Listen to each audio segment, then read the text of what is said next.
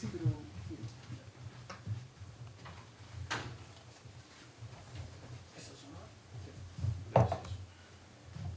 Gracias, señor presidente. Corresponde informar de excusas del ministro de Obras Públicas, el señor Alfredo Moreno. No podrá asistir a la sesión de hoy, a la cual fue invitado por la comisión y se hizo llegar la invitación correspondiente. Dice que existen incompatibilidades de agenda que lo impiden acudir a esta sesión, pero que asistirá el superintendente de servicios sanitarios para resolver las consultas de carácter técnico que puedan surgir durante la discusión de estos proyectos. Eso es todo. Senadora Órdenes. Estaba recién conectada la senadora Órdenes. Ya no está conectada ya. Bueno. Vamos a empezar entonces la sesión. Esta sesión ha sido convocada para las audiencias en el marco del proyecto que posterga, que se refiere al pago de servicios básicos. La verdad es que tenemos un número bastante extenso de invitados. Le vamos a ofrecer primero la palabra a los ministros de Estado y a los representantes del Ejecutivo, y posteriormente, cuando le demos la palabra a los representantes de la industria, vamos a ser muy rígidos en los tiempos. Entonces les vamos a conceder 8 minutos para que expongan. Esto va a ser igual que cuando los senadores tenemos 10 o 5 minutos para intervenir. Es decir, concluidos los 8 minutos se va a cortar el micrófono y no va a haber derecho a agregar nada más, porque en caso contrario no vamos a poder terminar con todas las exposiciones. Así que yo aprovecho y aclaro eso para que los expositores que no son representantes, que no son del Ejecutivo, entonces de la industria, concentren sus argumentos en 8 minutos. No vamos a hacer excepciones y se les va a cortar de acá el micrófono. Reitero, porque alguien podría decir que no es una buena práctica, es una práctica que tenemos en el Senado. De hecho, ustedes ven en las grabaciones de las intervenciones en sala, cuando se termina el tiempo para que un senador justifique su voto, se le corta el micrófono y no puede seguir hablando. Así que vamos a ocupar el mismo mecanismo, porque en caso contrario no vamos a estar en condiciones de escucharlos a todos. Entonces, por un principio básico, democrático, de escucharlos a todos, vamos a ser muy estrictos respecto de los 8 minutos. Vamos a partir entonces por el Ejecutivo, que en el caso del Ejecutivo el criterio es distinto para los ministros de Estado, porque los ministros de Estado se entiende que son colegisladores y tienen el mismo estatus que un senador para hacer uso de la palabra en comisión y en sala. Pero les pedimos a los ministros que sean lo más sucintos posible por respeto a los demás invitados. Así que vamos a iniciar con los ministros de Estado.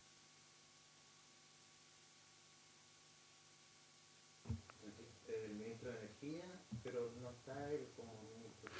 Perdón, por los ministerios, ¿quién va a exponer? ¿El Ministerio de Energía van a exponer los asesores o el ministro? ¿Está José Ignacio ahí? Sí, presidente, buenas tardes. Sí. No estamos escuchando ahora. ¿Aló? Sí, ahora sí. Presidente, no, solo indicar que nosotros estamos, bueno, el ministro expuso, como usted bien sabe, la semana pasada, por lo cual nosotros vamos a estar acá presentes también por si hubiese algún punto o acción que hacer desde el punto de vista del Ministerio de Energía, pero la exposición la realizó el ministro la semana anterior. Está el ministro Lucas Palacios, de Economía. Ministro, ¿nos escucha? Sí, muy bien. ¿Cómo está, senador? Muy bien. Entonces le vamos a dar primero la palabra a usted. Ya, muchas gracias. ¿Cómo están todos los senadores y senadoras de la comisión? Suficiente.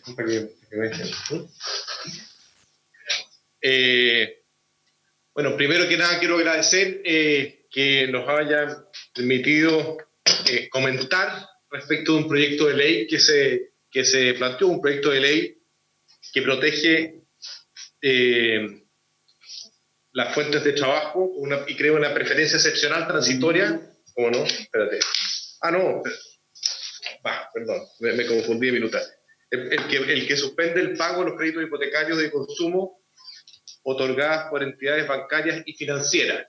En primer lugar... Bueno, ministro, no es ese el proyecto que estamos viendo. Sí, efectivamente. No estamos viendo ese proyecto. Estamos viendo el proyecto de servicios básicos.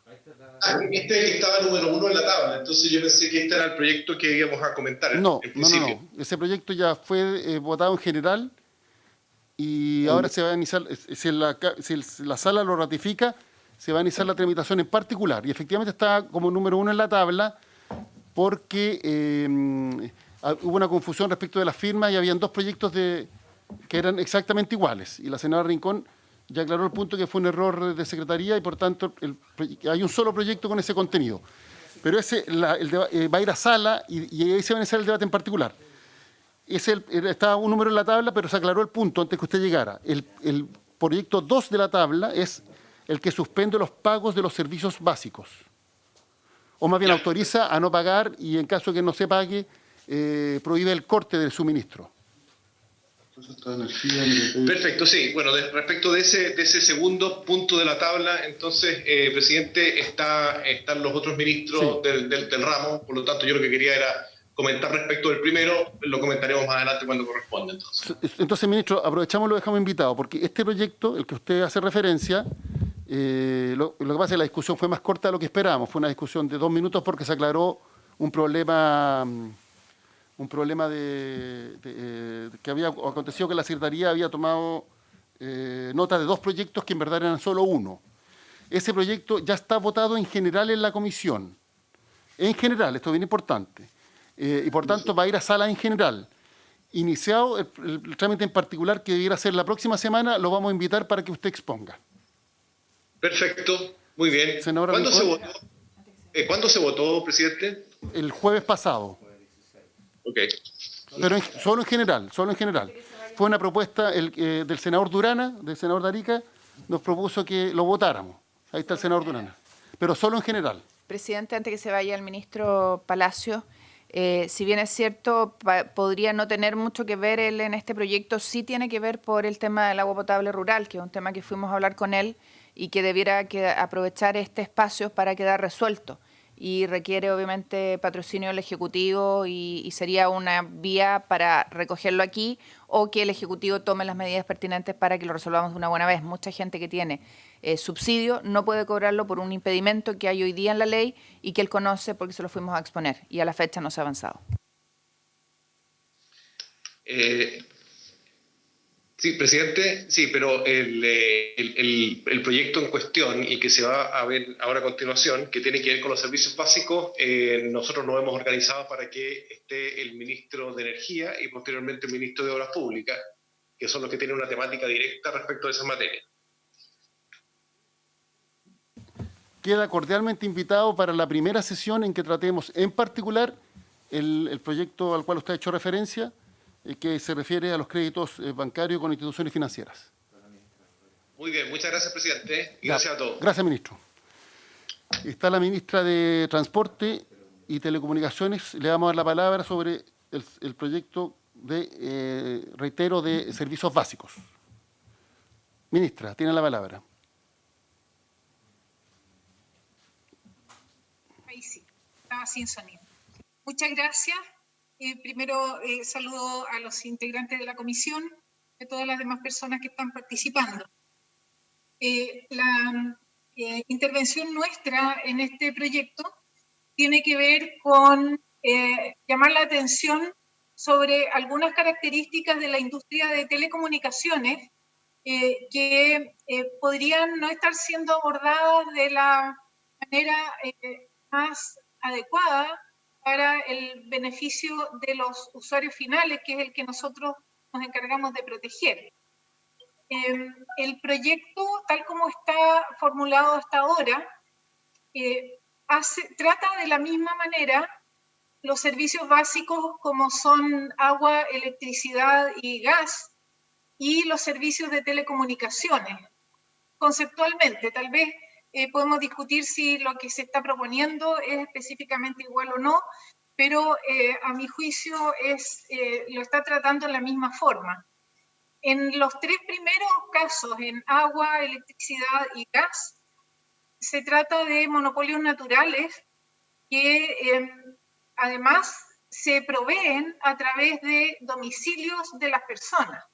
Y en el caso, por ejemplo, de postergar el pago y generar una deuda posterior y no poder cobrarla, el cliente sigue siendo contactable por la compañía.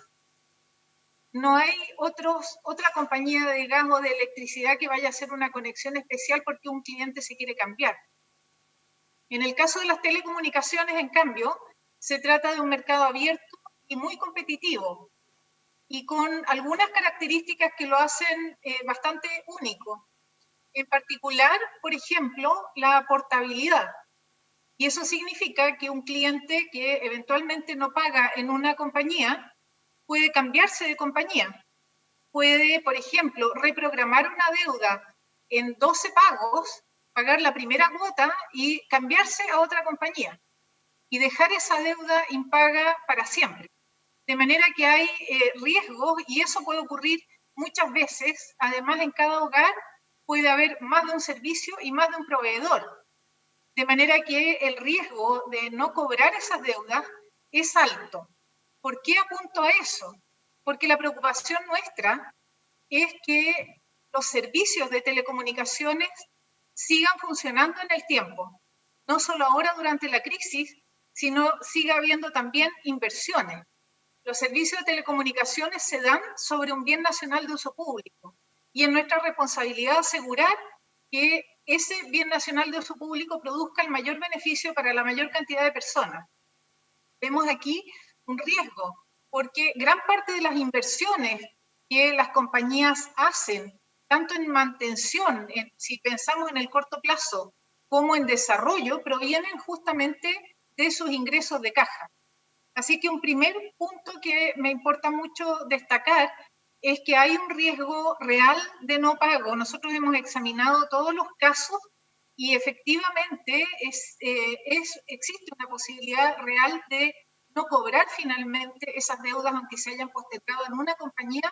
Como digo, el cliente, en este caso es diferente también de los anteriores, porque en los casos de agua, electricidad y gas, el cliente es un domicilio, es un inmueble. En este caso es la persona. Y la persona, además, en esta industria puede llevarse su número y puede cambiarse de compañía. Y esa movilidad hace que exista una posibilidad real de no poder cobrar esa deuda. Nos importa entonces que exista la posibilidad de garantizar que las inversiones se sigan haciendo. Eso es un riesgo que vemos desde el punto de vista de políticas públicas, en que estamos dedicados a fortalecer justamente el desarrollo de las redes. Acabamos de adjudicar 86.000 millones en subsidios para el desarrollo de fibra óptica. Creemos que las telecomunicaciones son parte de la estructura principal de igualdad con la que tenemos que trabajar en el mediano plazo, y por eso quiero hacer notar que aquí hay un riesgo, y las telecomunicaciones han probado su rol crítico en casos como el actual. Quisiera también mencionar que en gran medida hicimos un barrido grande para saber cuánto riesgo implica esta no cobranza, además de las inversiones, en subcontratos, en proveedores, por ejemplo, en empresas pequeñas, que sean aquellas que dan servicio a las empresas grandes de telecomunicaciones. Y es un mundo importante. Más o menos, hay compañías que tienen 1.500 proveedores. Se genera 20.000 o 30.000 empleos directos por cada una de las compañías. Más de un 60% de ellos son pymes y 90% son nacionales. De manera que detrás de las compañías grandes, esta cadena de impactos posibles sobre proveedores de menor tamaño tiene un riesgo grande de ocurrir también en el caso de no poder contar con la recaudación de pago. Por otro lado, vemos que hay un riesgo de favorecer a justamente los grupos que tienen un poco más de ingresos, porque en general se está hablando acá de la reprogramación de deudas que son servicios y facturas que vencen, y esos son los postpagos, es decir, son contratos de servicio. Y en general los clientes que tienen servicio a través de contrato tienen un ingreso mayor que aquellos que tienen prepago. Y entonces estamos favoreciendo un grupo que no es el que queremos favorecer justamente con este tipo de proyectos. Y por eso, principalmente, y esas son algunas de las razones que nosotros creemos que es importante tomar en cuenta en este caso, sugerimos que haya un enfoque que tiene dos componentes. Un componente que es de más largo plazo, en que veamos la forma de asegurar la recaudación para las inversiones, que es lo que nos importa, y la recaudación también para sostener a todos los proveedores pequeños que en este momento están siendo además indispensables para la provisión de los servicios, que están bajo una fuerte carga las compañías para satisfacer toda la demanda que se ha generado por el trabajo, por ejemplo, a distancia, y mantener esos servicios significa que necesitan la caja para contar con todos los proveedores que hacen la mantención. Y van, por ejemplo, son todos contratos externos, los que hacen las reparaciones, los que mantienen las redes. Y eso nos importa mucho que no se afecte en el mediano plazo. Creemos que uno puede plantear, como digo, una solución que resguarde las inversiones y proteja el empleo y resguarde las inversiones de un plazo mayor, y una solución de más corto plazo que ayude a los más necesitados a enfrentar la coyuntura. Creemos que es indispensable contar con eso, y nosotros somos los primeros en fortalecer que haya un compromiso de las empresas en el sentido de resolver la conectividad para las personas, pero sin afectar el impacto que podría generar para un número mucho mayor de personas que se detenga el desarrollo de las telecomunicaciones. Esa solución de más corto plazo es en parte el plan solidario que ya se ha planteado y que a juicio nuestro puede tener mejoras. Y esas mejoras podrían resolverse y apuntar exactamente al grupo al que queremos favorecer, tanto los integrantes de la comisión como el Ejecutivo. Busca favorecer justamente a las personas y a las familias más vulnerables. Y creemos que esa combinación de buscar un ajuste, reconociendo que la dinámica del mercado de las telecomunicaciones es muy distinta de los otros servicios básicos, y la portabilidad es un elemento muy clave, y si uno quisiera asimilarlo tendría que intervenir en la ley de portabilidad. Hay más de 20 millones de personas que ya se han portado, o sea, tendríamos que intervenir una libertad que de las cuales las personas se han beneficiado. Así que nuestra postura es: busquemos la solución para favorecer a los grupos que pueden verse más afectados, apuntando más directamente a ellos, con una solución de plazo más inmediato, de buena calidad, que permita el trabajo a distancia, por ejemplo, que permita seguir conectados aunque no se pague la cuenta, pero que no ponga en riesgo la recaudación que financia a empresas pequeñas y que además financia las inversiones de más largo plazo, que son aquellas que nosotros estamos promoviendo. Muchas gracias. Gracias, ministra. ¿Le hacemos las preguntas de inmediato? Ok, vamos a dar la palabra entonces al senador Kenneth Pugh para que pueda intervenir. Ministra, muy buenas tardes. Una consulta. Concuerdo plenamente respecto al concepto de prepago y postpago, en el sentido que el prepago incluso ni siquiera se sabe quién es la persona, y es gente que normalmente trabaja con lo mínimo, o sea, va cargando una bolsa y son los que hacen un uso bastante consciente, pues está limitado, pero pueden ser quizás los más afectados. ¿Usted tiene alguna estadística de cuántas personas o cuántas cuentas de prepago existen aproximadamente en este universo? Sí, Pamela Guidi, está aquí, la subsecretaria, tiene muy a mano los números. Estamos ahora en una transición en que hay más o menos mitad y mitad, pero de millones de cuentas es una cantidad muy significativa. La Pamela puede dar la cifra exacta de las últimas estadísticas de telecomunicación. Gracias, ministra. Son 25 millones ya de servicios de telefonía móvil. De esto, 18% son, perdón, el 18 millones ya son inteligentes, o sea, con internet, lo que estaríamos considerando acá. Pero todo, al final tenemos 54% de los teléfonos hoy día son postpago. O sea, estamos hablando de ese universo, todo el resto es casi un poco más que menos que la mitad de prepago. Muchas gracias. Viene el presidente, así que retoma la conducción. Terminó, presidente, de hablar la ministra de Telecomunicaciones, Gloria Hunt, y de Transporte y Telecomunicaciones. Le hizo una pregunta al senador Piu, que fue respondida por ella y por la subsecretaria. Pero, ¿quién más?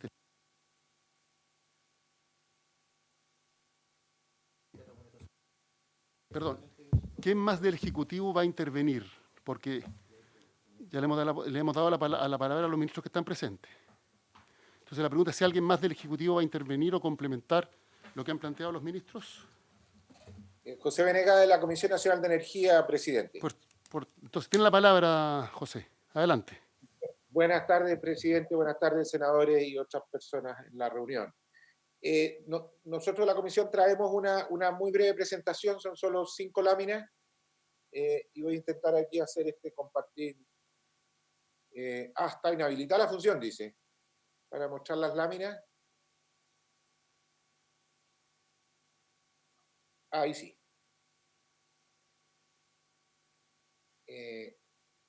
Ahora estamos viendo. Ahí está. Muy bien. Bueno, nosotros nos vamos a referir como Comisión Nacional de Energía específicamente a los efectos, sin duda, sobre el sector eléctrico, ¿no? ¿Ahí se está viendo bien? Ya, qué bueno. Sobre el sector eléctrico, en aspectos bastante esenciales e incluso similares a los que se han comentado, ¿no? Entonces nos vamos a referir primero, en primer término, a permitir la morosidad injustificada de clientes o industrias de diverso tamaño, pequeño y mediano ciertamente, pero que sí pueden pagar y cómo esto socava, creemos, el desarrollo futuro del sector, ¿no? La regulación eléctrica chilena, que ha permitido el desarrollo más eficiente en Latinoamérica en términos de energía limpia, desde luego, se ha basado en un hecho que es muy fundamental, que es la certeza y razonabilidad jurídica de nuestras normas y de los contratos. A nosotros no nos parece recomendable crear una norma que exonere de la responsabilidad de pago o entregue facilidades que excedan a las de financiamiento de la empresa a un sector de consumidores que no necesita esas facilidades, no puede hacer uso oportunista de ellas. De hecho, hay una cosa evidente, ¿no? Otorgar facilidades de pago financiera a clientes que no las necesitan en la forma de decirles que pueden repactar las deudas sin multas ni intereses, sería muy difícil de explicar frente a un inversionista o a los otros inversionistas que están en el sector que sí están sujetos a costos financieros para efectuar sus proyectos o deben decidir cómo localizar su inversión en función de la tasa de rentabilidad e interés de los mercados nacionales o internacionales, ¿no? O que incluso para paliar la falta de flujo de caja que puede derivarse de estos no pagos, tienen que endeudarse en la banca nacional o internacional. Entonces, crea un flujo de recursos, ¿no? entre empresas privadas o entre personas privadas que no necesitan esta ayuda, ¿no? Que un sector de consumidores, como digo, residenciales, incluso empresas, que pueden pagar sus cuentas, queden habilitados por ley para especular, incluso se podría prestar esto una especulación financiera, ¿no? Yo no pago la cuenta, total, como esa deuda no tiene intereses, puedo invertir con esa plata y como esa deuda no va a tener intereses, mucho mejor que cualquier préstamo bancario, ¿no? Y no pagar los intereses involucrados y transferiría arbitrariamente, como digo, riqueza entre privados que no califican como sujetos de vulnerabilidad ni apoyo del Estado. Tal medida, como digo, iría directamente en contra de la perspectiva de mayor desarrollo de generación limpia, línea de transmisión, mejora de red de distribución y la entrada de cada vez más inversionistas que propenda, como queremos, a una mayor competencia y la consecuente reducción de precios futuros, ¿no? Eso específicamente como un beneficio que, como dijéramos, inmerecido para un sector de la población que no es el más vulnerable, ¿no? Y que podría incluso hacer un uso oportunista de estas ventajas. Un segundo elemento que vemos, parecido a la misma línea, y es que eximir a todos del corte por no pago de cuentas, de hecho castiga o puede ser más riesgoso precisamente para los más vulnerables. ¿Por qué? Porque, como decíamos, eximir a todos los clientes del riesgo de corte de luz frente a no pagar las cuentas del suministro, sin discriminar solo en favor de los vulnerables que de verdad no pueden pagar, aumenta el castigo, creemos, exclusivamente, precisamente para los más vulnerables. ¿Por qué? Porque la morosidad social universo más vulnerable, cuando está bien acotada, no resulta crítica para la continuidad operacional del sistema. De hecho, eso ya lo hemos medido y lo hemos estudiado, ¿no? Y por eso la propuesta del gobierno se centra justamente en ese universo de consumidores. O sea, hemos verificado que incluso al haber ahí un flujo de no pago, esto no es crítico para la operación del sistema. Pero si el no pago de cuentas se extiende a aquellos que sí podrían pagar y de una manera indeterminada, pero dejan de hacerlo al no tener riesgo de corte, por ejemplo, como decíamos antes, incluso hasta con un afán que puede ser hasta oportunista de algunos, entonces sí se puede generar un monto de no pago que arriesgue la continuidad operacional de la cadena. Y si a causa de eso después tenemos corte de suministro o fallas por problemas de sustentabilidad operacional, entonces los más damnificados van a ser justamente los consumidores más vulnerables, que viven en zonas más necesitadas de iluminación, que viven con mayor densidad de consumidores por vivienda, que tienen mayor dificultad para proveerse de energéticos alternativos a precios razonables, o en viviendas precarias con mayor contaminación y peligro si usan otras fuentes de energía. Y lo que es peor o adicional es que incluso si eso no llegara a ocurrir, lo que de seguro sí va a ocurrir es que los proyectos futuros, frente a una normativa de este tipo, van a exigir precios más altos para neutralizar este riesgo. O sea, cualquier licitación futura de suministro que hagamos, cualquier negociación en un contrato de suministro de energía entre empresas generadoras o transmisores y clientes regulados o distribuidoras, sin duda va a ser a precios mucho más altos que lo que hemos visto, ¿no? Precios más altos que repercutirán especialmente de nuevo en los consumidores más vulnerables. A modo indirecto, buena parte del beneficio a los que pueden pagar, que se le entrega a esos que sí podrían pagar con una norma como esta, lo van a terminar pagando a la larga en los precios más altos una buena parte de los clientes más vulnerables.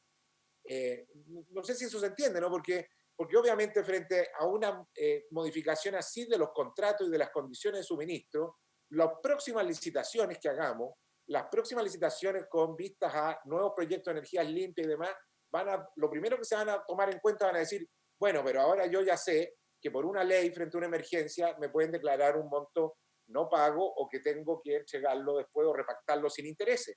Y eso obviamente es un riesgo que tengo que considerar en el precio y lo agregaremos y se agregará en el precio por aquellos desarrolladores futuros.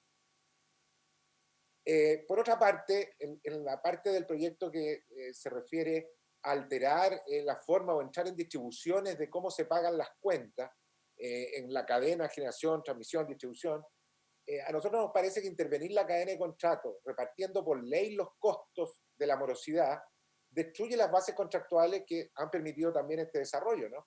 Los contratos vigentes, no olvidemos, generador-distribuidor, esencialmente, recordemos que en el total de la cuenta hay un 70% de la recaudación que va para los generadores, ¿no? 20% de la distribución, 70% generadores, 10% transmisión. Entonces, gran parte del eventual no pago o gran parte de el pago repactado sin intereses va a repercutir a la larga en muy buena proporción en la parte de los generadores, ¿no? Entonces, los contratos vigentes, como digo, han sido hechos sobre la base, han servido para el desarrollo del sector, en especial para crear energías limpias. Recordemos que todos los proyectos de energías renovables que hoy día están entrando al sistema y que van a entrar en los próximos años, se fundamentan justamente en este tipo de contratos hechos entre generadores de energías limpias y distribuidores para el suministro a todo el universo de clientes regulados.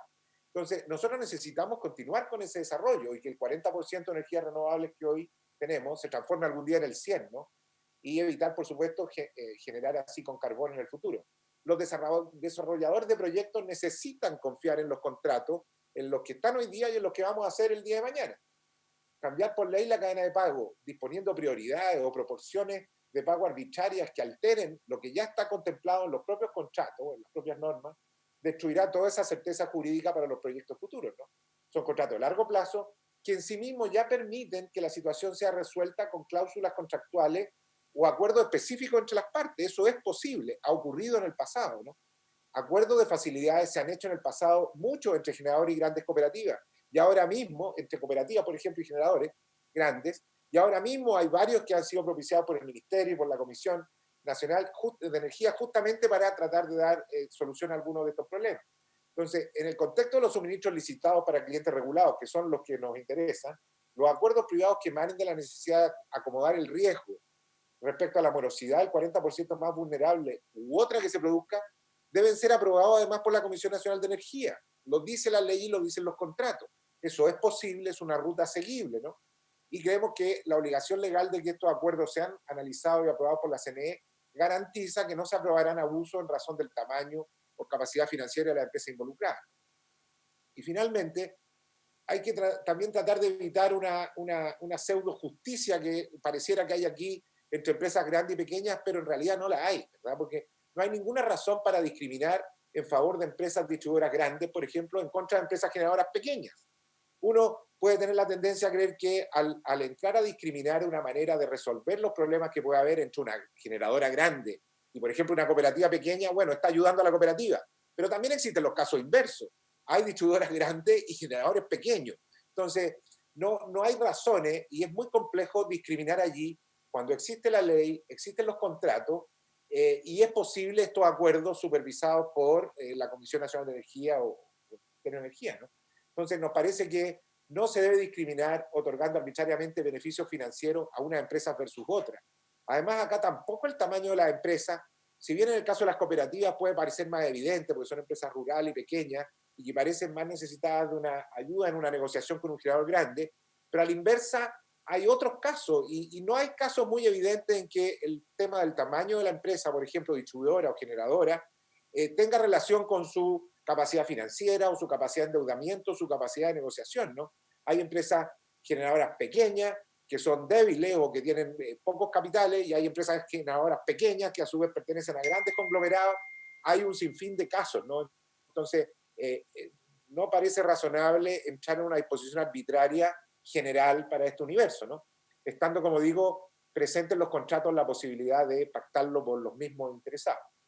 Y finalmente, nos parece que no se deben alterar parámetros de la estructura tarifaria, como el límite de invierno, de forma indiscriminada, sin atender a los efectos de estas medidas, ¿no? La estructura tarifaria vigente en Chile obedece a equilibrio operacional y de costos que tienen múltiples funciones y están relacionados con la operación de la empresa y la eficiencia de todo el sector. Entonces, en particular la tarifa de invierno y los cargos por sobreconsumo forman parte de ese diseño.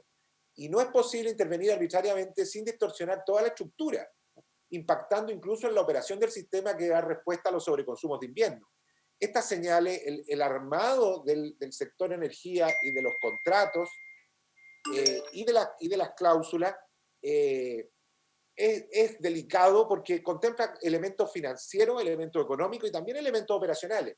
Esto del límite de invierno, así como lo eran las horas de punta, también responde a una realidad operacional, ¿no? Como decimos en la lámina, recientemente, en base a un informe técnico de la CNE respecto de las horas de punta del sistema, el Ministerio de Energía, mediante el decreto respectivo, eliminó las horas de punta de los meses de abril y mayo. Esta medida tuvo, por efecto también, que a lo mejor no se ha sabido tanto, eliminar el sobreconsumo de invierno justamente dichos meses. Pero esta medida, y lo estudiamos mucho cuando se lanzó, no se podía hacer extensivo a todo el horizonte del año, porque tiene repercusiones operacionales importantes sobre el desarrollo del sistema, digamos, de cómo fluye la energía por las redes y también sobre las empresas. Entonces, son medidas que, como digo, están en la propuesta que se ha hecho y que ha hecho el gobierno y el Ejecutivo en cuanto a las horas de punta, a la reducción de los meses de abril y mayo y al armado que se hizo de los beneficios a los clientes más vulnerables. Todos estos elementos fueron analizados y fueron delicadamente pesados, digamos, y sopesados y evaluados para no causar problemas en otros aspectos del sistema, ¿no? Como digo, estas medidas fueron estudiadas, ¿no? La medida ya implementada a través del mencionado decreto es suficiente y efectiva y no requiere complementarse con lo que está en la ley. Y finalmente, como conclusión, y ya terminando, repito que la facilidad respecto a la eliminación del corte de luz para clientes vulnerables que no pueden pagar sus cuentas y el que esas deudas pueden ser repactadas sin multa ni intereses posterior a la crisis, ya cuenta con la aprobación del gobierno en el caso de los clientes vulnerables y precisamente a través de la propuesta hecha por el Ejecutivo ya está en aplicación, ¿no? Cualquier facilidad al universo de clientes y consumidores en general que sí son capaces de pagar cuentas y además por ley constituye una discriminación en favor de privados no vulnerables, además de atentar contra la certeza jurídica del sector y arriesgar el desarrollo futuro de proyectos que serán muy necesarios para avanzar, especialmente con energías limpias, ¿no? Intervenir, como decía, disponiendo por ley alteraciones o proporciones en la cadena de pago también no es adecuado, porque se podría estar favoreciendo a una empresa intermedio de otras por una mala idea de justicia, digamos, o una idea de justicia que puede estar distorsionada por los números, los tamaños. ya que en toda la cadena hay empresas pequeñas y grandes, ¿no? Y el instrumento para definir las relaciones en la cadena de pago ya existe, ¿no? Son los propios contratos entre privados y los podemos alterar. Existe el mecanismo mediante el cual el distribuidor y el generador, estando de acuerdo, pueden alterar estos contratos y ponerse de acuerdo en facilidades de pago y en otros elementos, y esos acuerdos tienen la garantía además de que tienen que ser, está establecido así en los propios contratos de la ley, pueden ser supervisados por la Comisión Nacional de Energía. Entonces, y recordar siempre, como decía, que todo el armado del desarrollo futuro, todos los proyectos futuros de generación se sostienen en estos contratos de suministro. Son los contratos de suministro entre las generadoras y las distribuidoras las que han hecho posible todo el crecimiento de energías limpias de los últimos años y los miles de megawatts que tenemos en proyectos y en desarrollo futuro. Entonces, hay que ser muy cuidadosos en intervenir contratos o en aplicar sobre ellos normas que son medio arbitrarias y que pueden, por supuesto, poner en riesgo el desarrollo futuro de esos contratos, el desarrollo futuro de esas inversiones y sin duda repercutir posteriormente en toda la cadena, en precios y demás, ¿no? Eso sería, presidente, lo que nosotros como Comisión Nacional de Energía queríamos decir.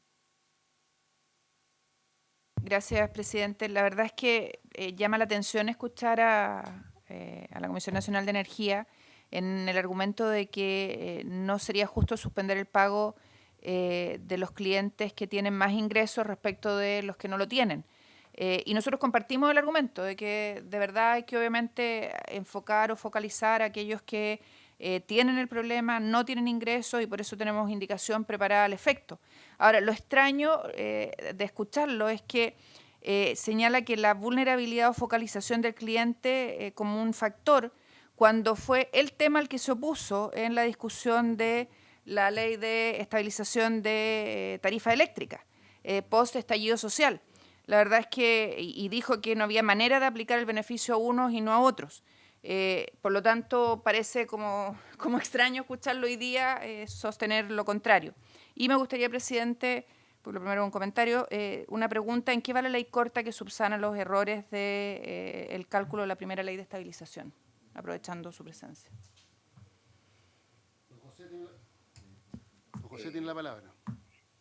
Sí, presidente, no creo que exista contradicción como dice la senadora, ¿no?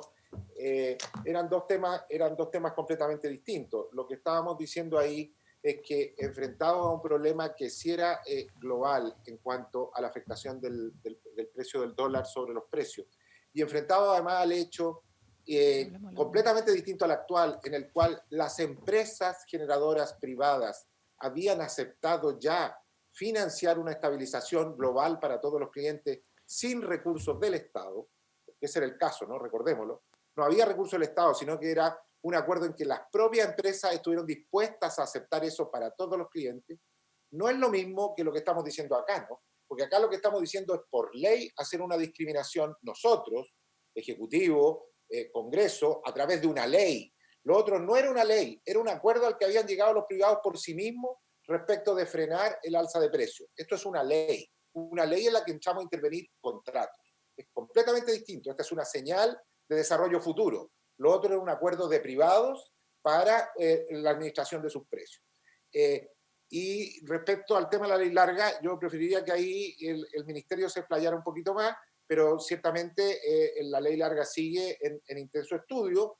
Y estamos cubriendo el ministerio y también con apoyo nuestro, por supuesto, de la CNE, estamos tratando de ir perfeccionando todas aquellas materias que se han comentado como espíritu de la ley larga para poder presentarlo prontamente.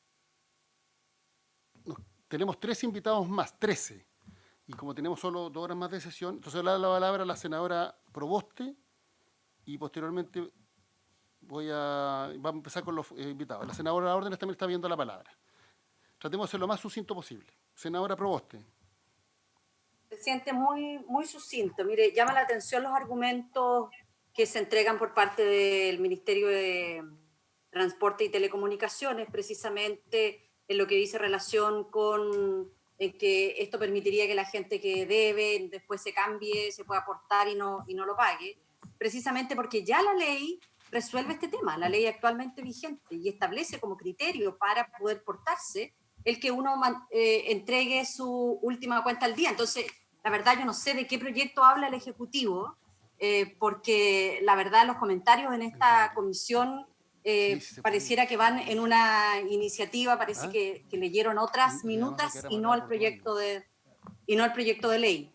Llama la atención también que la Comisión Nacional de Energía catalogue esta iniciativa como un proyecto que especula financieramente. Lo digo porque uno podría utilizar el mismo argumento cuando el Ejecutivo plantea, por ejemplo, la suspensión temporal para los trabajadores y trabajadoras, que ha sido utilizado por las grandes empresas. Entonces, me pregunto al gobierno, que es uno solo, en que si esto lo hicieron con propósitos de especulación financiera, en que las grandes empresas, en lugar de endeudarse para pagar las remuneraciones de los trabajadores, prefieren especular con estos recursos. Y por otra parte, cuando también la Comisión Nacional de Energía dice que aquí es necesario hacer esta definición, me gustaría preguntarle qué entienden ellos por clientes vulnerables. Lo digo porque el gobierno, por ejemplo, a propósito del FOGAPE, no ha hecho estas estimaciones de empresas vulnerables. Le ha dado un beneficio a todos, porque entienden que en esta crisis todos enfrentan dificultades. Y lo que hace este proyecto de ley es que no exime del pago. Lo que está señalando es que se pueda postergar sin que esto genere multas e intereses. Llama la atención también el argumento de la Comisión Nacional de Energía, que pareciera que aquí esperan que aquellos que tienen un 20% de responsabilidad en la cuenta final paguen el 100% de este costo.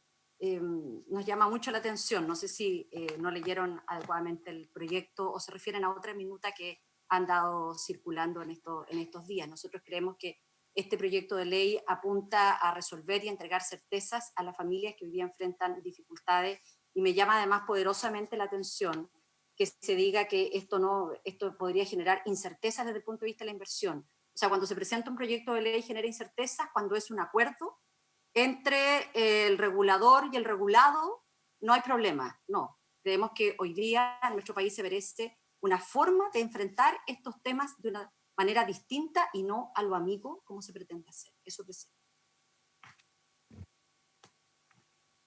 Senadora Órdenes, yo insisto que la audiencia de hoy es para escuchar. Entonces, senadora Órdenes, usted tiene la palabra y después vamos a seguir con los invitados.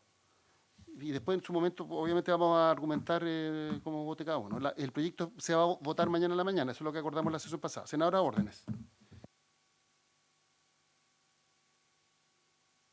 Tiene que prender el micrófono. Tiene silenciado el micrófono. Ahí está. Gracias, presidente. A ver, yo quisiera hacer algunos comentarios, porque hoy día lo que tenemos es un acuerdo que logra el Ejecutivo a través del presidente de la República con las empresas de luz, gas, agua y telecomunicaciones. Entonces, si vamos a hablar de cobertura, lo que hay, se habla del 40% más vulnerable de la población en Chile a raíz de la pandemia por COVID-19. Si hablamos de costo, lo que yo entiendo que parte de ese acuerdo no se toca el costo de las tarifas, sino lo que se hace es establecer que no va a haber corte de servicios respecto al suministro de los servicios, pero que se va a prorratear en X cuota, entiendo que son 12, por lo tanto el acuerdo lo único que hace es decirle, no le voy a cortar el servicio, un servicio fundamental como puede ser luz y agua en esta contingencia, pero usted la va a pagar después. Entonces, a nuestro juicio, ahí falta mucho por mostrar todavía del sector privado. Me parece que el acuerdo no da garantías suficientes si vamos a hablar de criterios de vulnerabilidad, porque lo único que hace es traspasar una deuda para un tiempo distinto donde se asume que la crisis va a estar mitigada o ya va a estar bajo cierto control.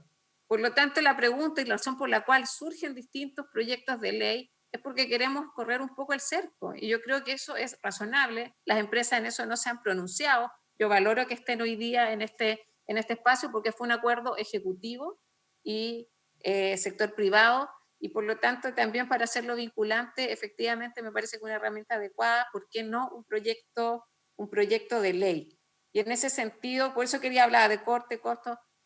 Yo concuerdo que las empresas de telecomunicaciones tienen un criterio distinto, porque no son monopolios naturales, no están reguladas, la palabra Internet no existe en la ley, o sea, pero los mercados regulados también, y ahí ya una comprensión mucho más estratégica, se rigen por una empresa de modelo eficiente, tienen una lógica que es bien compleja también. Entonces, hoy día, en una contingencia, si no vamos a conversar de eso en esta reunión, pero yo le preguntaría directamente al sector privado, ¿es hasta ahí donde podían llegar en un acuerdo con el Ejecutivo? Y evidentemente el formato yo no lo comparto, creo que no es una buena figura, así, un acuerdo y una reunión. Creo que por eso también se hay iniciativas, en este caso, a través de proyectos de ley. Lo dejo hasta ahí, presidente, y obviamente me gustaría escuchar a las empresas. Yo voy a insistir en mi propuesta original, que los comentarios de los senadores los dejemos para el final. Si tenemos una pregunta, hagamos la pregunta al tiro, pero dejemos los comentarios para el final porque si no, no vamos a poder escuchar a todos los invitados. Y esta audiencia fue citada para escuchar, más que para hablar. En su momento hablaremos. Solo quiero hacer un punto al Ejecutivo, y es un punto político, no técnico, porque yo entiendo lo que plantea la ministra de Transporte respecto a la naturaleza específica de las telecomunicaciones. Pero la pregunta es, ¿cuál es la propuesta alternativa del gobierno? Porque va a ocurrir lo mismo que ocurrió con los permisos de circulación, que el gobierno no quiso involucrarse en el debate y se terminó aprobando un proyecto de la Cámara de Diputados promovido por las bancadas oficialistas y también de oposición en la Cámara de Diputados. Y el gobierno estuvo completamente al margen. Y como había temas de admisibilidad, el proyecto salió malo. ¿Por qué? Porque había cambios que requerían el patrocinio del presidente de la República. Y los diputados insistieron para dar un gesto político para que esto se resolviera. El gobierno tenía razones buenas para oponerse al proyecto, pero nunca se hizo parte de la discusión y se negó a patrocinar. Pues bien, el día después de que vencía el plazo, el presidente presentó un veto aditivo. Aquí va a ocurrir lo mismo. Un proyecto de similar naturaleza ya fue aprobado en la Cámara de Diputados, que corresponde a la fusión de proyectos presentados por diputados de oposición y diputados de gobierno. Y es altamente probable que este proyecto se apruebe en el Senado y también se tendrá que ser tramitado el de la Cámara. Entonces, lo que yo vengo desde la semana pasada planteándole al gobierno, y se lo hicimos ver al ministro de Energía, queremos ver cuál es la propuesta del gobierno. No cuáles son los peros de este proyecto, que los tiene. ¿Cuál es la propuesta alternativa? Porque en caso contrario, este proyecto va a seguir siendo tramitado porque se hace cargo de una necesidad social que las familias chilenas tienen respecto de la posibilidad de pagar los servicios básicos. Y es promovido, reitero, tanto por las bancadas de oposición como las bancadas del oficialismo. En la Cámara de Diputados la votación fue transversal. Entonces, la pregunta que yo le hago al gobierno es qué es lo que va a proponer en concreto. Bueno, le damos la palabra a Jorge Rivas. Le damos 5 minutos a Jorge Rivas y después 5 minutos a Luis Ávila. Jorge Rivas de la Superintendencia de Servicios Sanitarios. Muchas gracias, presidente. Buenas tardes a toda la comisión. Solo chequear que se escucha bien. Sí. ¿Están escuchando bien? Muchas gracias. Bueno, lo primero es que nosotros como superintendencia celebramos el espíritu de todas estas iniciativas. Estamos muy comprometidos por aliviar a las familias que necesiten estos beneficios. Así que en ese sentido estamos completamente de acuerdo. Y yo solo quiero tomarme estos 5 minutos para levantar un par de alertas que creemos que puede ser relevante para que ustedes las entiendan. Primero, un pequeño contexto, no más de un minuto, del sector sanitario. El sector sanitario lo componen hoy día 53 empresas sanitarias. 53 empresas sanitarias distribuidas a lo largo de todo Chile. De esas 53, hay unas 15 empresas sanitarias que son medianas y grandes, que son las empresas sanitarias regionales que prestan el servicio prácticamente en todas las regiones. Y acá en Santiago el grupo Aguas, con Aguas Andina, Aguas Cordillera, Aguas Manquehue. Esas empresas, esas 15 empresas grandes y medianas, representan aproximadamente el 95% de los usuarios, de los clientes del país. Pero hay otro grupo de algo así como 40 empresas, 35, 40 empresas sanitarias, que son empresas sanitarias muy pequeñas, que representan este otro 5%, y cuando hablo de empresas sanitarias muy pequeñas, tienen que pensar en empresas de 100 clientes, 500 clientes, 1000 clientes, que realmente se parecen más a una cooperativa, a un servicio de agua potable rural. Son empresas muy pequeñas.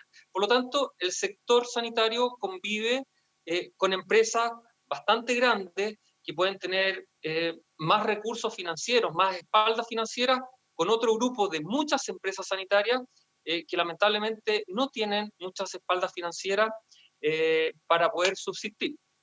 ¿Por qué les digo esto? Porque yo creo que la primera alerta es que la idea es que nosotros tenemos que garantizar el suministro de agua, en especial en este periodo crítico, y vemos la alerta de que algunas empresas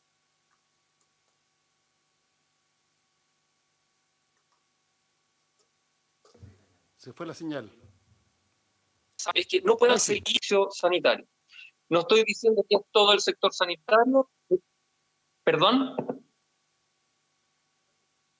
No estoy diciendo que sea todo el sector sanitario.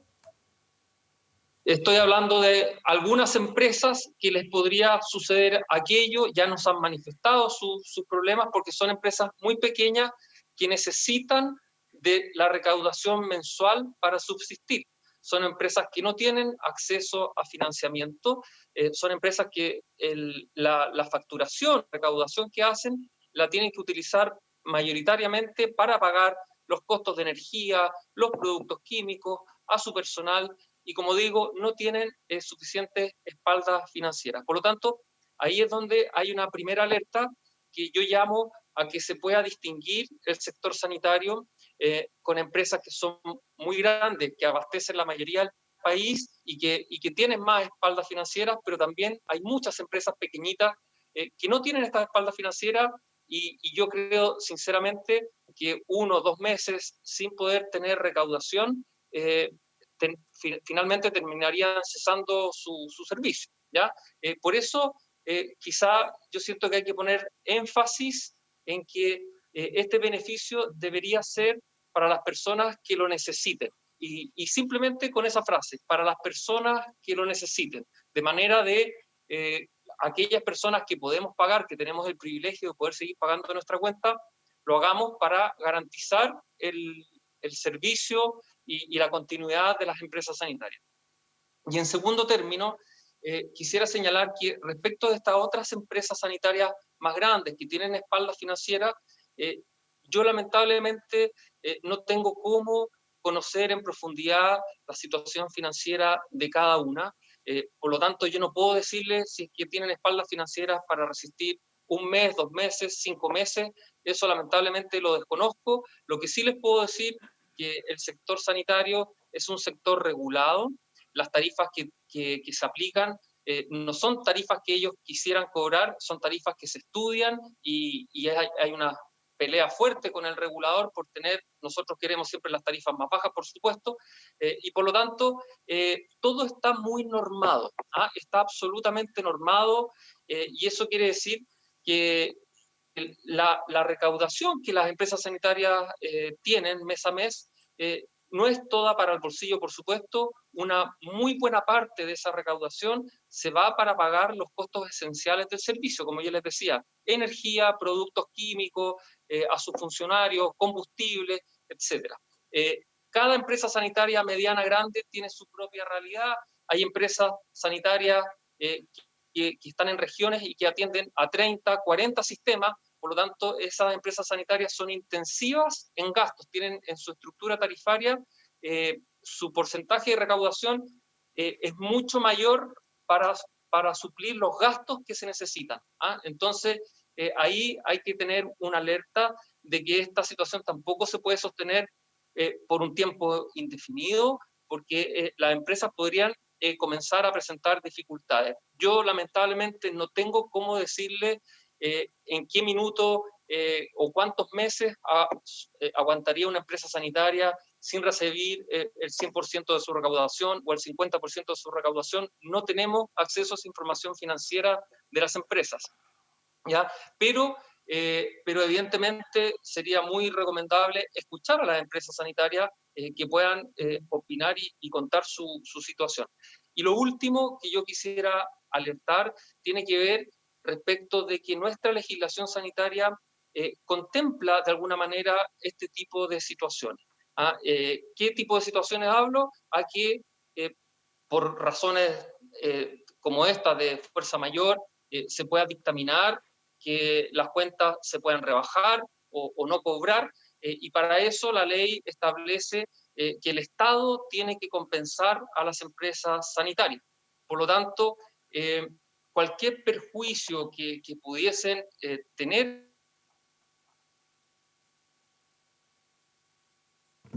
Se cortó la señal. Pero quedó claro la explicación en todo caso.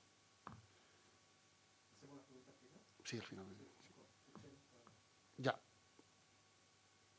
Ya, se cortó la señal. Entonces le damos la palabra ahora a Luis Ávila de la Superintendencia de Electricidad y Combustible. Luis Ávila, tiene la palabra. Buenas tardes, presidente, y a quienes integran la mesa y a todos los invitados. ¿Se escucha bien? Sí, se escucha bien. Perfecto. Bien, hago notar que hice llegar una minuta donde está expuesta nuestro planteamiento. Sin embargo, voy a resaltar aquellos temas que me parecen más relevantes de poner en conocimiento a quienes están en esta conversación. Lo primero es que, conocido la pandemia, la superintendencia inmediatamente tomó acciones en el mercado eléctrico. La superintendencia tiene un rol que está establecido en ley y es supervigilar en temas energéticos a los mercados de electricidad y de combustible que conlleva el mercado del gas. Y es que en esa tarea emitimos un primer oficio, el 2381, con fecha 13 de marzo, para que las empresas del sector energía adoptaran todas las medidas tendientes a mantener la continuidad del suministro como hecho esencial. Luego, algunos días más tarde, se determina el estado de excepción constitucional en nuestro país y posteriormente conocimos el anuncio del presidente de la República del acuerdo logrado para las cuentas de servicios básicos.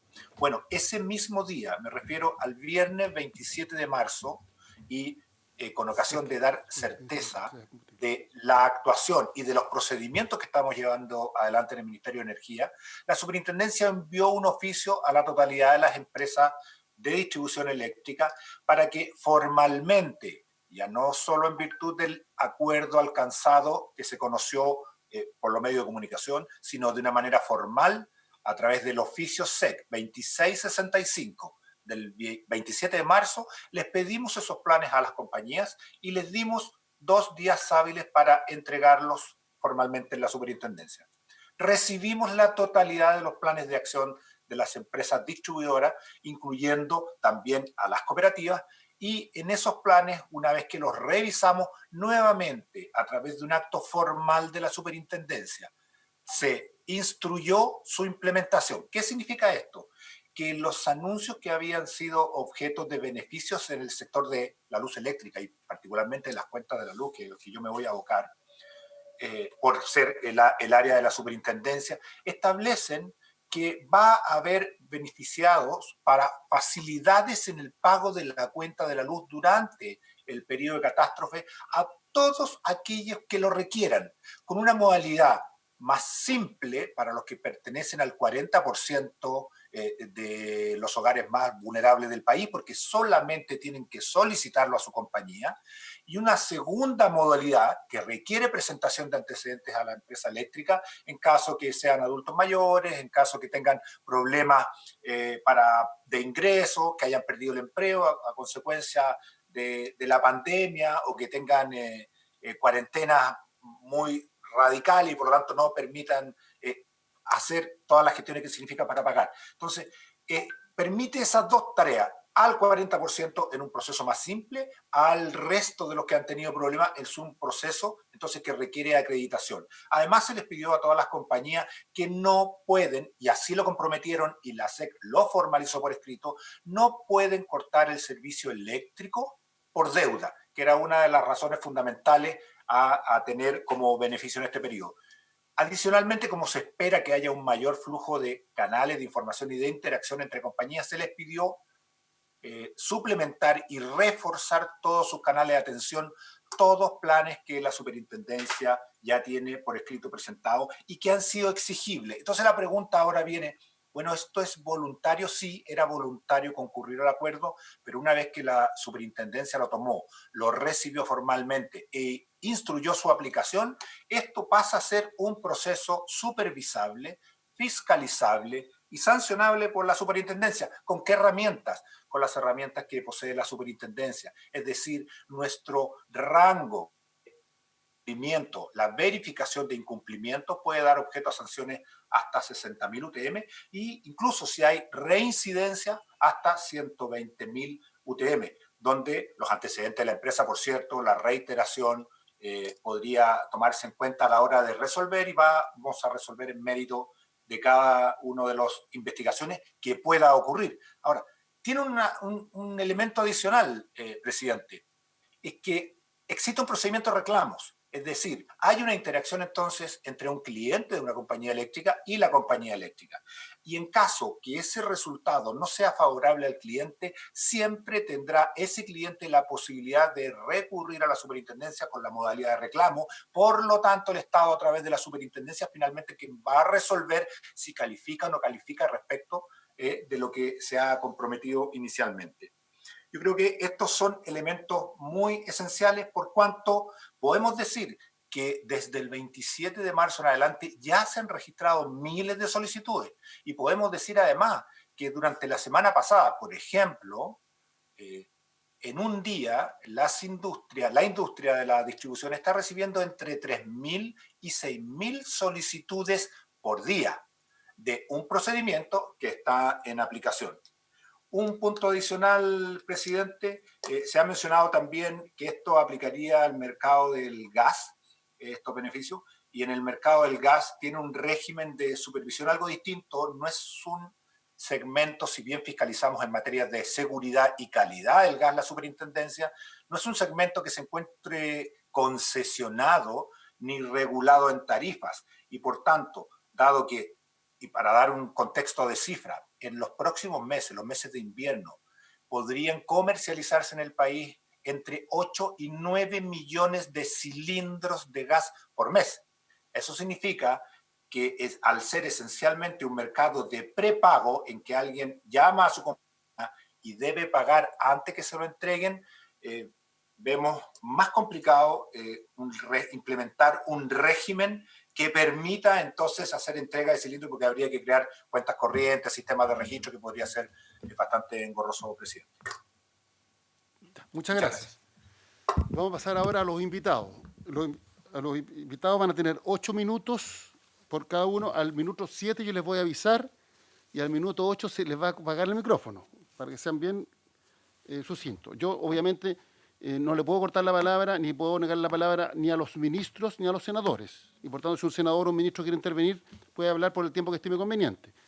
Pero en el caso de los invitados vamos a tener que hacerlo de esta manera porque si no, no vamos a cumplir con el plazo de la comisión y no vamos a poder escucharlos a todos. Entonces, la idea es que los escuchemos a todos. Voy a darle la palabra en primer lugar a Bernardo Larraín, de la Sociedad de Fomento Fabril, que es su presidente. Adelante, Bernardo. Muchas gracias, presidente, y muchas gracias a los senadores y senadoras que me dieron la posibilidad de presentar. Yo no tengo presentación, SOFOFA representa a 48 sectores de la economía, entre los cuales están los de servicios básicos que están siendo objeto de esta discusión, y entiendo que están todos presentes en esta sesión, por lo tanto ellos van a entrar en más detalle. Quería partir por una referencia a lo que dijo la senadora Órdenes. Asumo ese desafío. Yo creo que es importante reivindicar la palabra autorregulación, especialmente en momentos complejos y exigencias como las que estamos viviendo. Y eso me permite decir que todos los sectores que están aquí presentes están precisamente operando de una forma distinta hoy día. Están básicamente, por un lado, asegurando la continuidad de suministro con protocolos de operación bastante particulares, básicamente para resguardar la salud de sus trabajadores y contratistas, y también están operando con una lógica y un espíritu de resolver los problemas de dificultades de pago de los clientes de sectores más vulnerables. Eso lo están haciendo, son parte también de sus acuerdos voluntarios que usted mencionó, senadora, con el gobierno. Todo lo que sea desafiando a que haya escrutinio de estas acciones empresariales, todo lo que sea de que sea más transparente lo que estamos haciendo, así como también las conversaciones de un gobierno con el gobierno, es un desafío que tomamos. Es importante porque realmente creemos que en muchas ocasiones aunque no parezca en el fondo comprensible para muchos, la autorregulación es una mejor solución que la regulación, sobre todo cuando hay sectores que tienen especificidades que son difíciles de homogeneizar en una sola regulación. Y por lo tanto creo que estamos desafiados a eso y vamos a seguir por ese camino con independencia de lo que resulte del proceso legislativo en cuanto a regulaciones. También decir que todos estos sectores están siendo protagonistas de desafíos de largo plazo extremadamente relevantes para Chile, digamos. Piensen ustedes que el sector sanitario tiene que buscar 9 fuentes de agua en respuesta a una sequía que ya es crónica, ¿no es cierto?, como consecuencia del cambio climático. Tiene que invertir mucho más en resiliencia frente a fenómenos climáticos extremos. Hoy día, tomando la cifra que se está invirtiendo hoy día, en los próximos 5 años, el orden de magnitud de inversiones son 2.500 millones de dólares. Lo mismo ocurre con el sector energía eléctrica.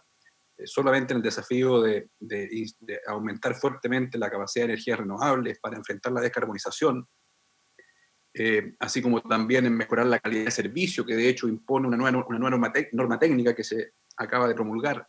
Piensen ustedes que hoy día, hace algunos años, se permitían 20 horas de detención, o 20 días, perdón, hoy día solamente se detienen 9, se permiten 9.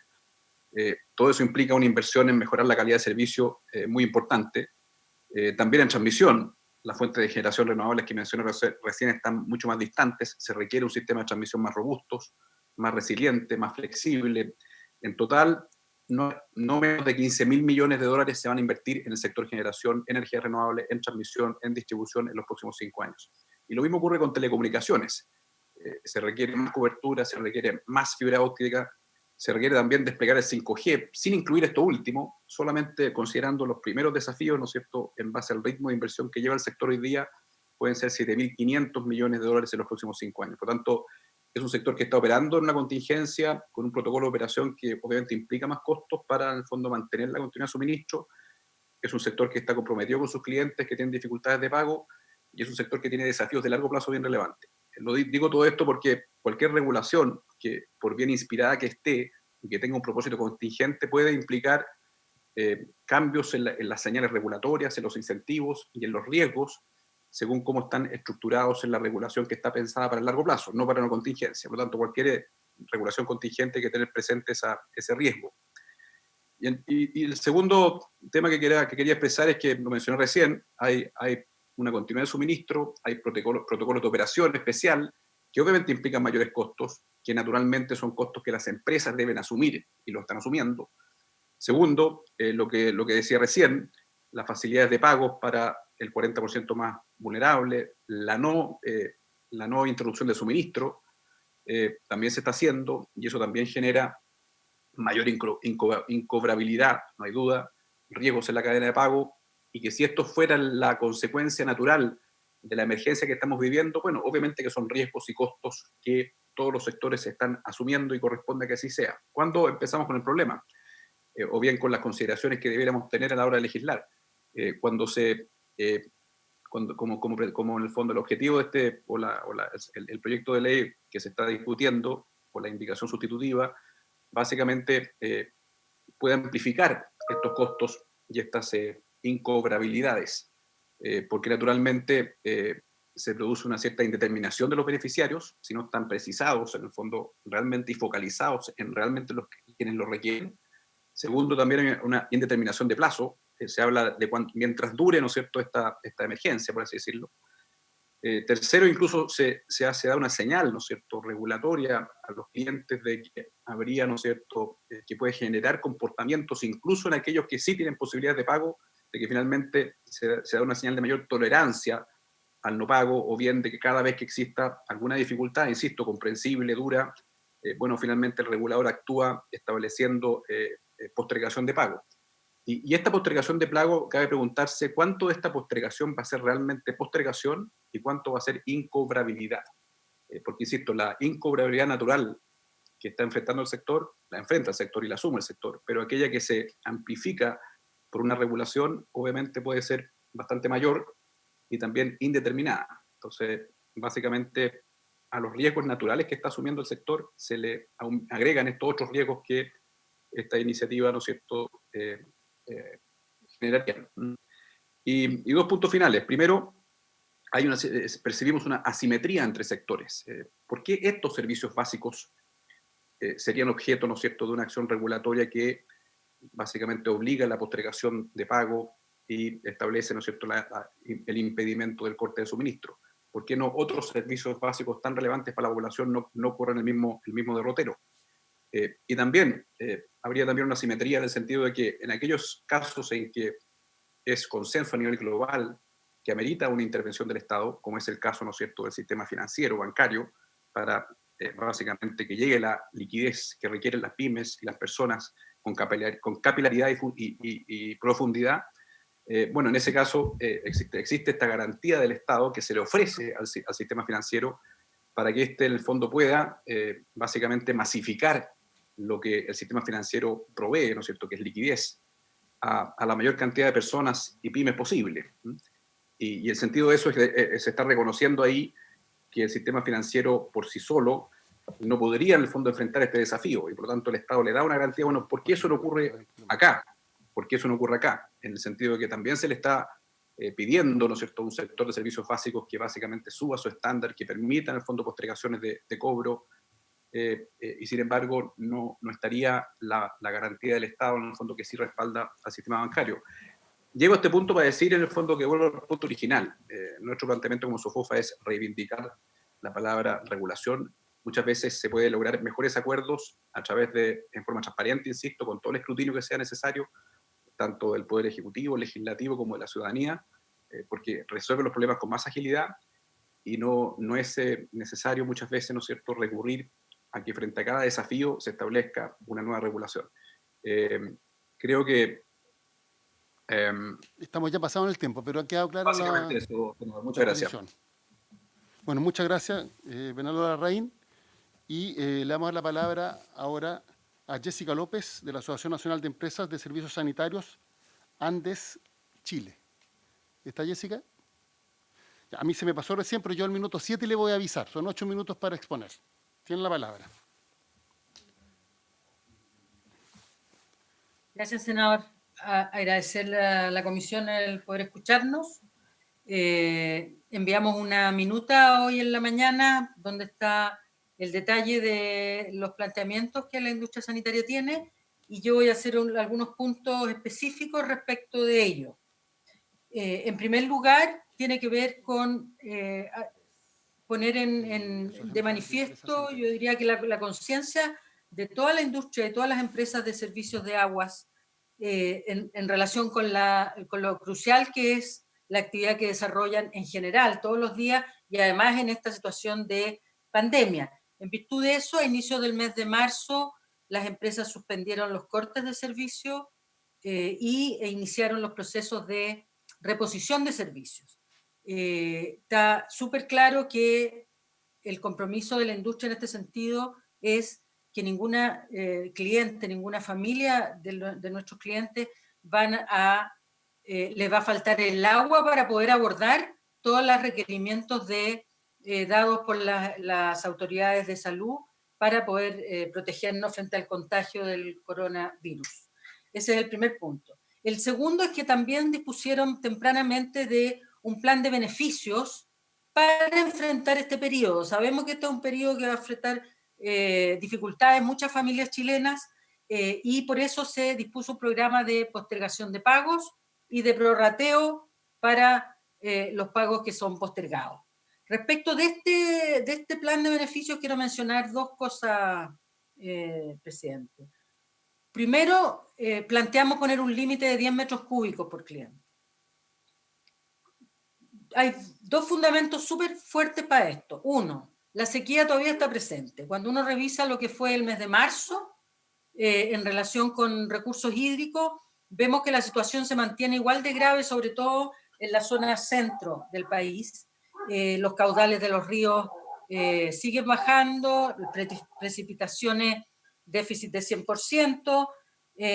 Entonces, estamos con esta sequía que ya se prolonga 10 años y que ya no debiéramos hablar de sequía, debiéramos hablar de que nos cambió el clima y por lo tanto tenemos una menor disponibilidad permanente de agua. En ese contexto, ponerle límite al consumo de agua y buscar medidas para que las personas hagamos un consumo más responsable de este recurso que es tan vital y que se está haciendo cada vez más escaso, nos parece clave, importante. Respecto de eso, decir que los 10 metros cúbicos de agua representan 100 litros de agua por persona al día, que es una cantidad que la Organización Mundial de la Salud estima como un nivel óptimo de agua para una persona en la medida que salga de una llave, como ocurre en todas nuestras ciudades a lo largo de Chile. Por lo tanto, instalar este límite suena duro, pero realmente es un llamado a la responsabilidad en el consumo y al cuidado de un recurso tan escaso. Y el otro tema tiene que ver con el universo de beneficiario, presidente.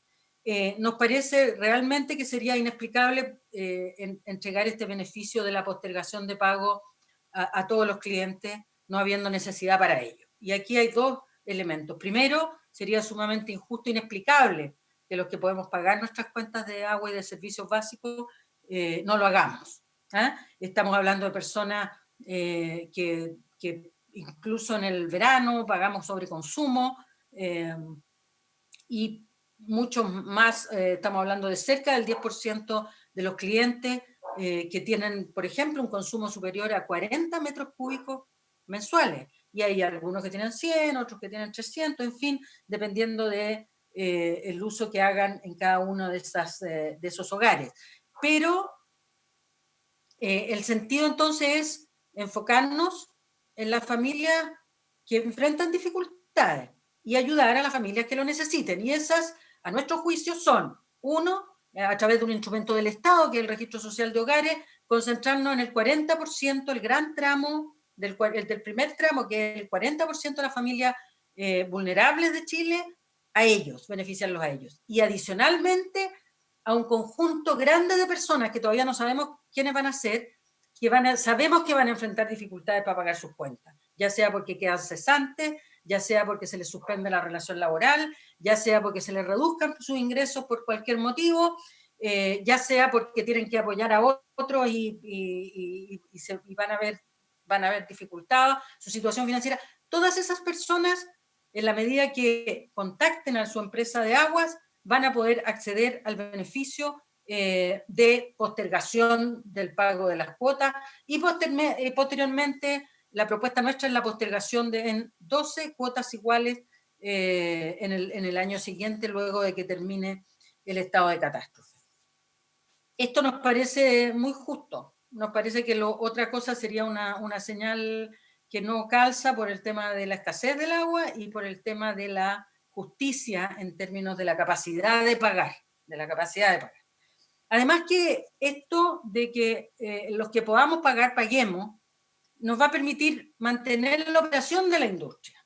La industria sanitaria, al igual que muchas industrias en Chile, que todas en realidad, son un conjunto de procesos productivos que tienen atrás un conjunto de procesos financieros, de flujos de plata, ¿no? Lo que llamamos la cadena de pago. Pero la industria sanitaria no son las empresas sanitarias nomás, son todos los trabajadores de las empresas sanitarias, sus familias y sus familias. Son todos los proveedores, las empresas contratistas también y los clientes. Entonces, cuando hablamos de la industria de las aguas, la industria sanitaria, estamos hablando de mucho más que las empresas sanitarias. Y cuando llamamos a cuidar que se mantenga la cadena de pago, llamamos entonces a cuidar que todos estos procesos productivos sigan operando normalmente. La industria sanitaria es tan vital el recurso que no puede reducir y no va a reducir su nivel de actividad. Tiene que seguir produciendo el agua, tiene que seguir recolectando las aguas servidas y tratándolas, tiene que seguir asegurando que la calidad de las aguas es la que cumple con los estándares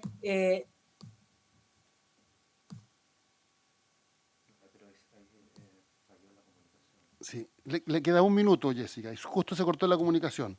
Establecidos por el Ministerio de Salud, por lo tanto, un flujo de dineros, de pagos de las cuentas del agua, suficiente para poder sostener eso. Por lo tanto, eso es consistente con la necesidad de que los beneficios para postergar los pagos de cuentas sean focalizados, presidente.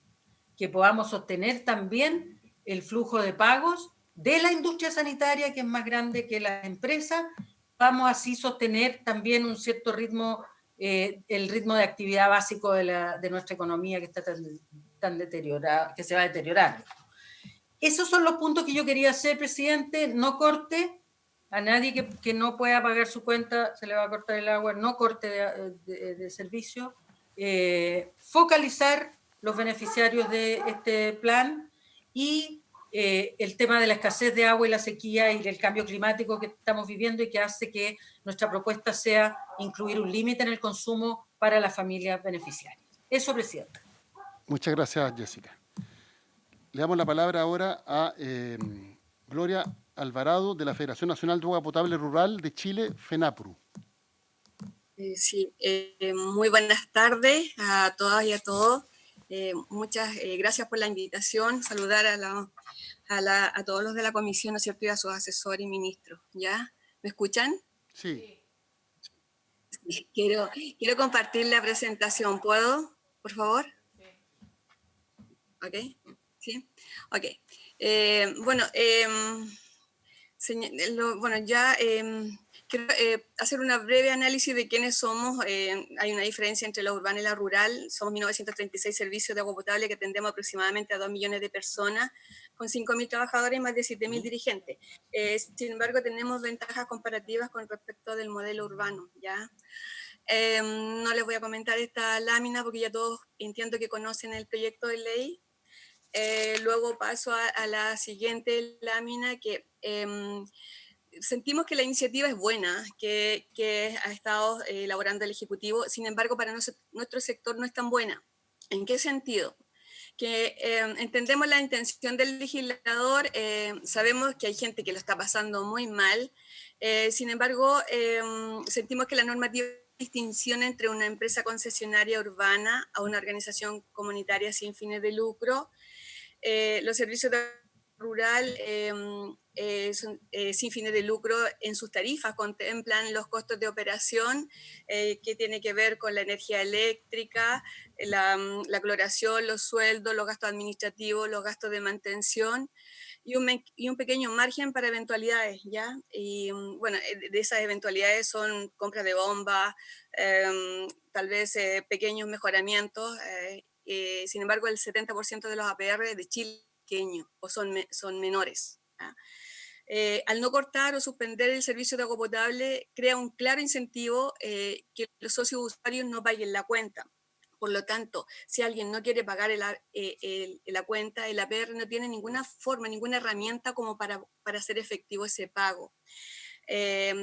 Por lo tanto, los servicios no podrían funcionar a recaudación cero, ¿ya? Y el resultado sería quiebra de un APR pequeño. Por lo tanto, vemos con mucha preocupación esta situación, lo que no puede ser en estos momentos cuando el agua cobra más importancia, ¿no es cierto?, por la higiene en la mano, ¿ya? Necesitamos liquidez, ¿no es cierto?, para financiar las cuentas, pagar los costos del servicio a los trabajadores que mes a mes hacen que el servicio funcione. No somos sanitarias con fines de lucro, funcionamos mes a mes con el dinero que recolectamos. Si dejamos 1, 2, 3 meses sin dinero, derechamente nos vamos a la insolvencia y a no proveer el servicio, lo cual significaría tal vez poder conducirnos a una segunda crisis sanitaria, ¿no es cierto?, por no otorgar el servicio de agua, ¿ya? Y esto no lo podemos permitir, menos en estos momentos, por lo tanto nos preocupa muchísimo.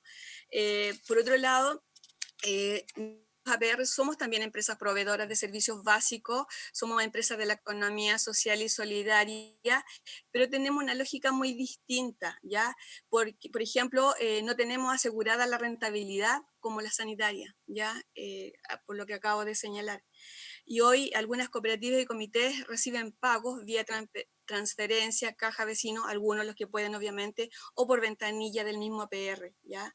Y la aprobación de esta norma truncaría este avance que hemos logrado porque ha sido difícil, ¿ya? Y los que pueden ayudar los que pueden pagar hoy día ayudan a sostener el servicio. Y si no pagan, porque este es un incentivo a que no paguen, obviamente no lo harán, por lo tanto no tendremos ese dinero que nos sirve bastante para mantenernos.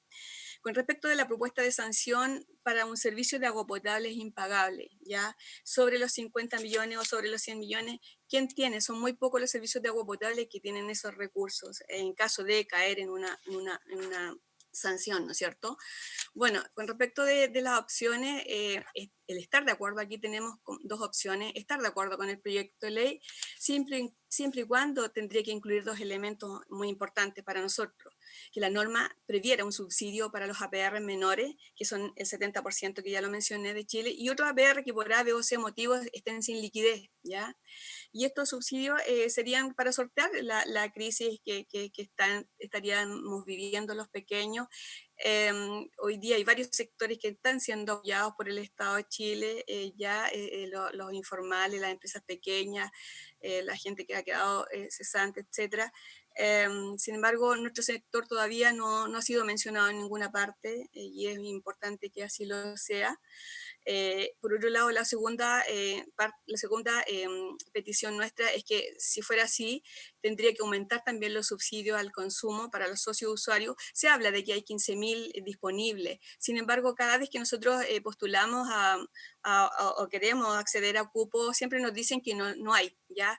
O no sé dónde está la traba, si está en los municipios, si está en el Ministerio de Desarrollo Social, etc.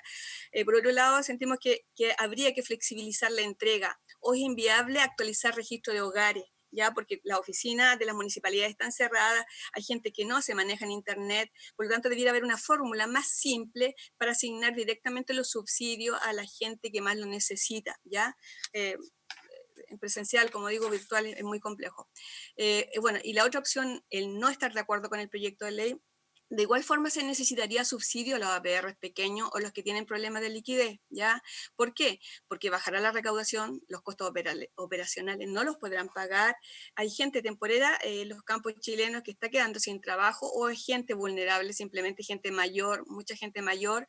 Esta gente privilegiará comprar con insumos de primera necesidad como los productos de alimentación, ¿no es cierto?, antes que pagar cuentas. También por cuarentena voluntaria obligatoria, los socios no efectuarán el pago, o simplemente no se manejan en Internet, no tienen acceso, o la conexión es mala, ¿ya? La ruralidad, la conexión no es muy buena, ¿ya? Y idem también en el tema de los subsidios, ¿sí? Esas son como las dos opciones. Ahora, tengo tres conclusiones, por favor, miren, escúchenlas con atención. APR, bueno, si fuéramos incluidos en esta ley, la condición es que se garantice un subsidio a los APR más pequeños para financiar estos costos de operación que mencioné, y que nos aseguren que no vamos a quebrar, porque la recaudación, el pago sería cero, ¿ya? Y esto sería pero súper alarmante si no tenemos recursos. Y que este subsidio sea directo a las APR, que no pase por los municipios, ¿ya? Mientras que dure el estado de excepción, ¿ya? Sería súper irresponsable, como digo, aprobarlo así como está. Y el aumento de subsidio al consumo y usuarios que desde el municipio también sean pagados oportunamente, ¿ya? La conclusión 2, Le quedan 30 segundos. si es que no quedamos... terminando, si Sí, no sí. quedamos incluidos en la ley, de igual forma se necesitará un subsidio a los más pequeños para la menor recaudación, ¿ya? Pues los pagos se van a reducir de todas maneras, pero aquí necesitamos que el Estado se pronuncie al respecto, ¿ya? Nosotros enviamos una carta al Ministro de Obras Públicas, porque es muy importante, como digo, el apoyo a nuestro sector. Hoy día estamos a la deriva. Y bueno, y que este acuerdo sea informado públicamente, tal cual como se hizo en el anuncio del 27 de marzo del 2020, cuando se hizo el anuncio de postergación de los pagos por todo el periodo que dure la pandemia. Así que eso, y la conclusión 3, perdón, es que si en caso de que no llegáramos a un acuerdo con esta ley, o el Estado, qué sé yo, no nos proporcionara una respuesta, trabajar en una ley corta que sea propia para los APR, de manera que podamos considerar todas las particularidades que tienen los APR. Nosotros apelamos al buen juicio, que se defina lo que es mejor para los servicios de agua potable rural, que en estos momentos no están recibiendo ningún beneficio. Eso, muchas gracias. Muchas gracias, Gloria. Y le damos la palabra ahora a la cooperativa Maule, al señor Ricardo Chamorro. ¿Está Ricardo Chamorro?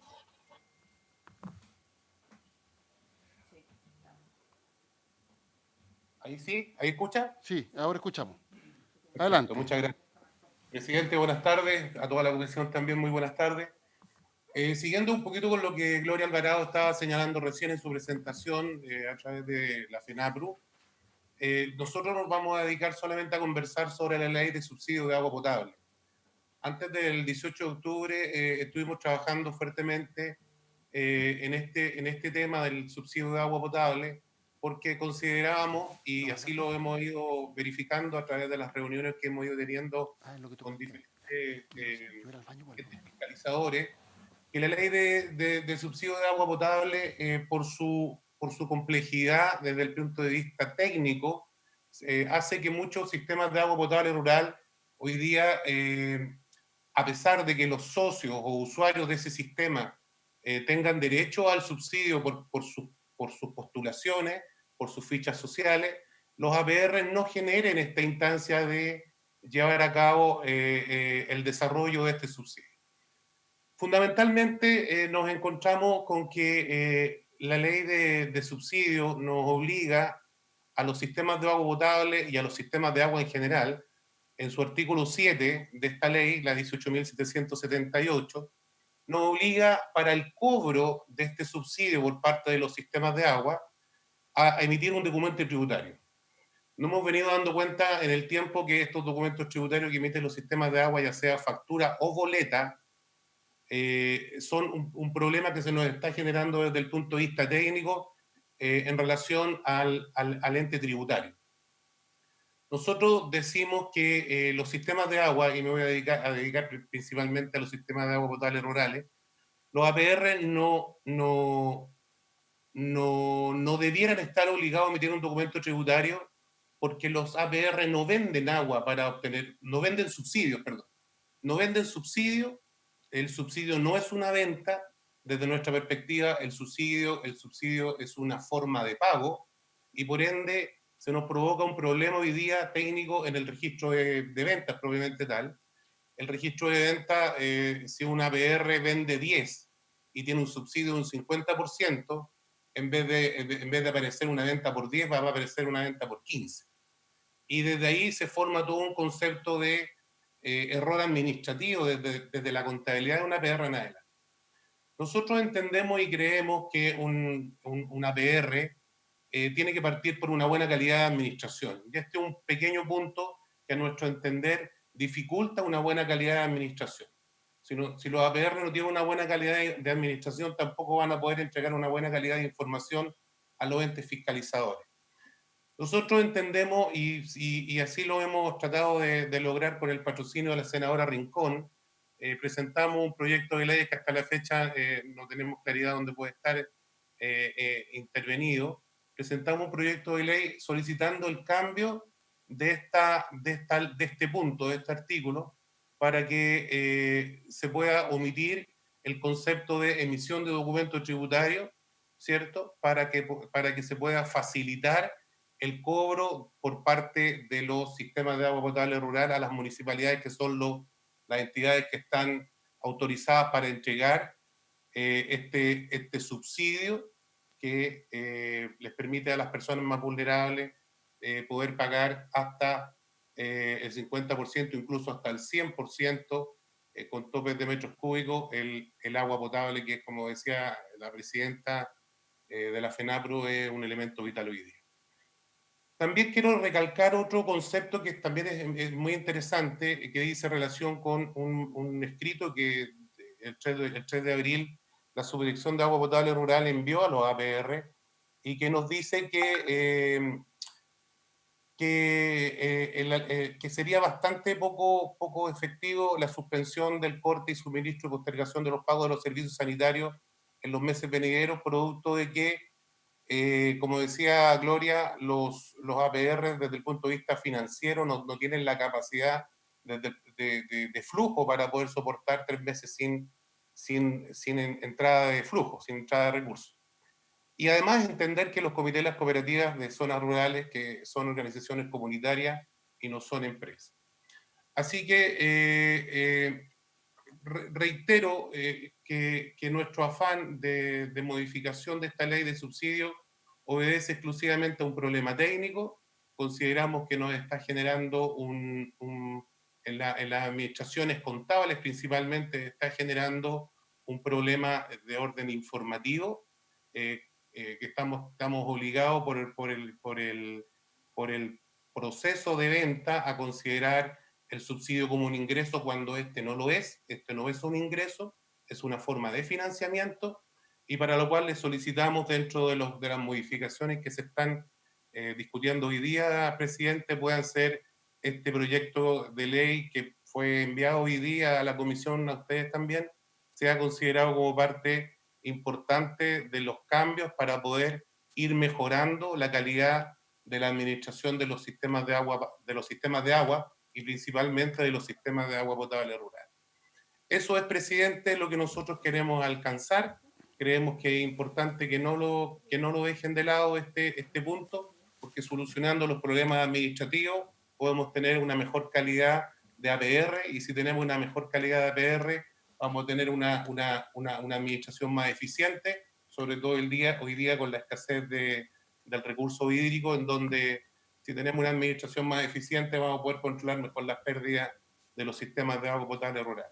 Eso es, presidente, mi intervención en esta reunión. Muchas gracias.